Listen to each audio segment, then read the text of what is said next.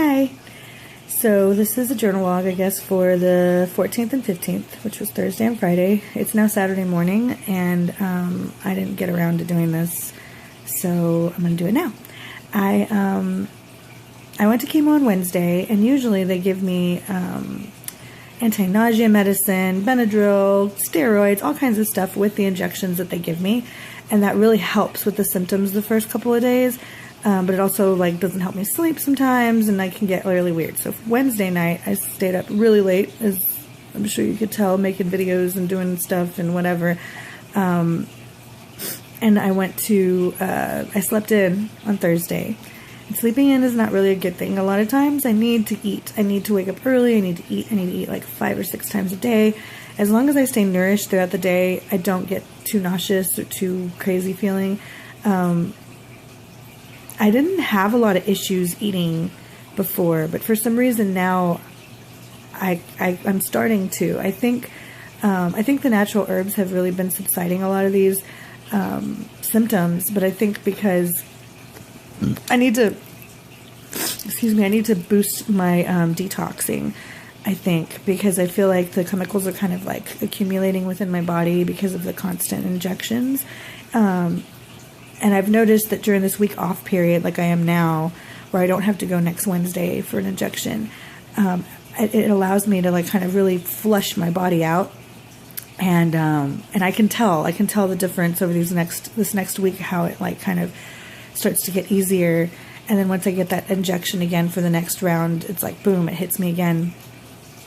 And this 4th round has been that way. I'm becoming a little more sensitive, I guess, to things, and the taste in my mouth is gross. It's not very complimentary to many foods and many things, and water tastes weird even, so I'm noticing this buildup, and it's getting worse. I was told by my chemo nurses that usually by the 3rd round is when it starts to get tough, and people their blood levels start to decline, and they really start to feel, I guess, more of a presence with these treatments. And it didn't really happen to me in the 3rd round. The 3rd round I was fine, just like everything else. I think this round is where I'm starting to kind of start feeling it, I guess, or taste it more or whatever. But according to my doctors, my labs, my blood levels are excellent. They're better than, most and pretty much anybody's, which I do want to give credit to the herbs for, I believe. I said my oxygen levels are great. My everything is just superb, to where they're not really worried about me, which is nice. But I definitely am feeling a little bit more of it this round than I have in the past. I have had a pretty crappy diet that I'm now transitioning out of. So that could be a part of it too. I have had this really crappy diet for the last month and a half, which has been the last round, So, yeah, there's quite a bit of things that I can attribute to this. It's been interesting being so sensitive, because I can literally,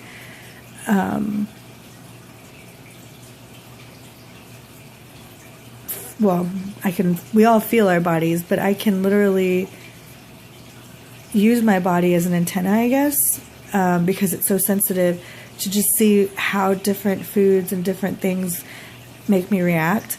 Going to the Sundance, going back home, and not being so strict with my diet really showed me just how sensitive I really am. I had been doing so well with my diet and kind of staying home and being very careful, I guess, with myself and my surroundings, and then I go to Sundance and start, I was fortunate enough not to have to camp in a tent in rain and whatnot, but it was still raining. It was still an outdoor experience where I was, more engulfed in nature, and I was wearing boots, sloshing around in mud and sitting in mud, and I'm not gonna lie, it was awesome, but my body, being as weak as it was, it definitely reacted with different things. Sinus infections started flaring up.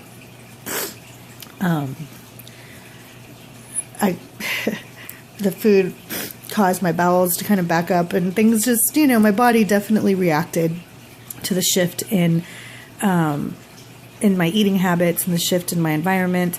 I came home in the middle of Sundance for 2 days to do my chemo, and kind of recharged, and I felt it. I felt the shift, the difference, being in my home, being able to breathe in, you know, the controlled air with my air scrubbers here.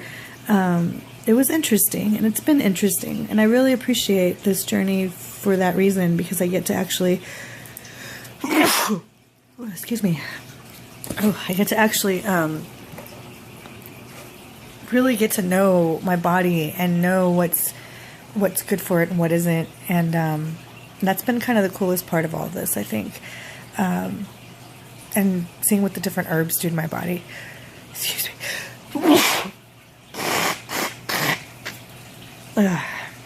That's another thing, the mucus. I remember my first day of treatments, being in the waiting room, waiting for them to call me, kind of nervous. And there was this sweet little elderly lady in there with her husband in a wheelchair, blowing her nose over and over and over again. And all I remember hearing her say was, "Man, this chemo and the boogers, it just makes the boogers keep coming." Yeah, she's right. Nose hairs, man. Nose hairs are awesome. I didn't realize how much I love nose hairs until I didn't have them anymore. And, yeah, the boogers. Whew. But anyway, I guess that's it. I don't really know what else to say over the last couple of days, other than I've just been kind of home, hanging out, trying to figure my body out, trying to give it what it needs, trying to get it back to where it needs to be. And now that I've gotten the first couple days out of the way, I try to give my first couple days with chemo a break from detoxing, only because I was told by my chemo nurses that the first 2 days is really, maybe 24 to 48 hours is really the only time that the chemo actually is working. Excuse me. Sorry. The rest of the time it's just kind of coming out and trying to get out of your body. So I try to give the first couple days, I just try to eat right and just kind of do what I do, and then detox after that. So today I'm going to start detoxing. I've gotten some chaparella and red clove that I'm going to make a tea out of. I've also got some other detoxing teas that I've bought, you know, just that are already made blends that I use sometimes. And I like to eat a lot of watermelon. It's good for helping my liver process a lot of this stuff. And melons in general, and berries and whatnot. So that's kind of what I do. I do a lot of berries, a lot of melons, a lot of different teas that help me kind of detox. If anybody has any other suggestions, let me know, because I really would like to build up my detox, you know, apothecary and different methods of detoxing. I've gotten some charcoal, like a charcoal type of detox substance that I might try. I've been holding on to it because it is a little more of like a extra boost, and I didn't know if I wanted to do that yet. But I'm thinking, now that I'm starting to get these ugly tastes and I'm starting to feel this treatment a lot more than I have so far throughout this process, I might just start doing the charcoal detoxes too. But we'll see. I don't know yet. But anyways, I wanted to, I guess, wrap this up and say thank you if you watch this. Thank you, YouTube, for letting me do this, because I know if anything I'll be watching this later. And yeah, I mean, have a beautiful, blessed, awesome Saturday. Today should be interesting. Maybe I'll tell you about it tonight or tomorrow or whenever. Love you guys.